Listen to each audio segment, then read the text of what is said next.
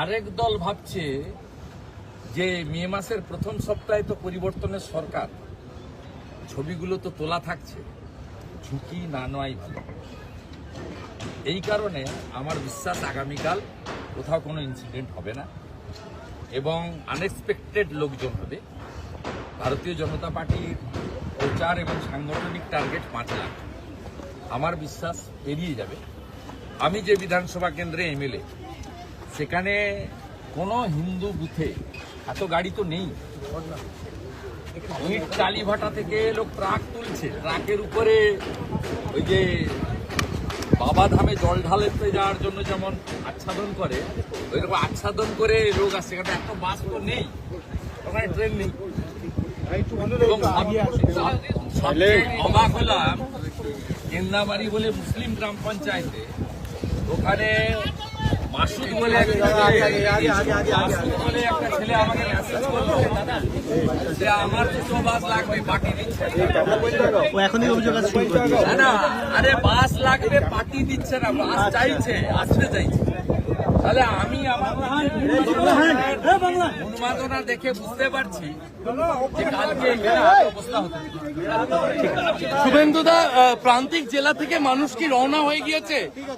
প্রান্তিক জেলা যেগুলো কোচবিহার শুরু করেছে, রাত্রি 11টার পর থেকেই লোকজন নামবে, 2টো থেকেই লোকজন আসতে শুরু করবে। এবং ভারতীয় জনতা পার্টির পক্ষে জগন্নাথ চট্টোপাধ্যায় এবং তার বড় টিম একটা দায়িত্বে আছে।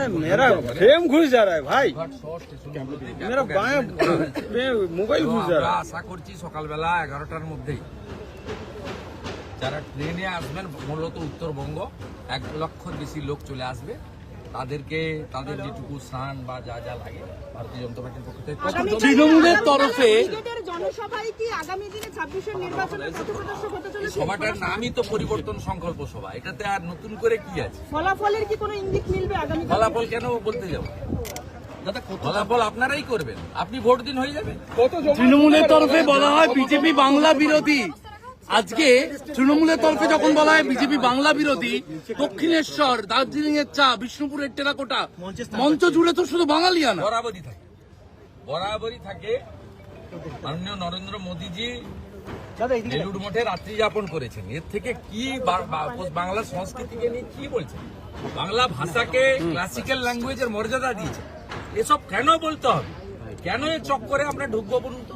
যে লোকটা এই পার্টিটা তৈরি করেছে তার নাম ধুতি পাঞ্জাবি পরা বাঙালি ডক্টর শ্যামাপ্রসাদ মুখার্জি।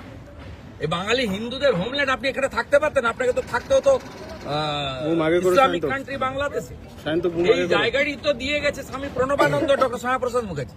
তারপরেও তৃণমূলের এই নোংরা কথার উত্তর দিতে হবে। তৃণমূলকে অবিলম্বে পাসপোর্ট ভিসা দিয়ে ভাই মাথা ব্যথা ফাটিয়ে দিবি, হরমুজ প্রণালীতে পাহারা দিতে পাঠানো জাতীয় স্বার্থে। আবার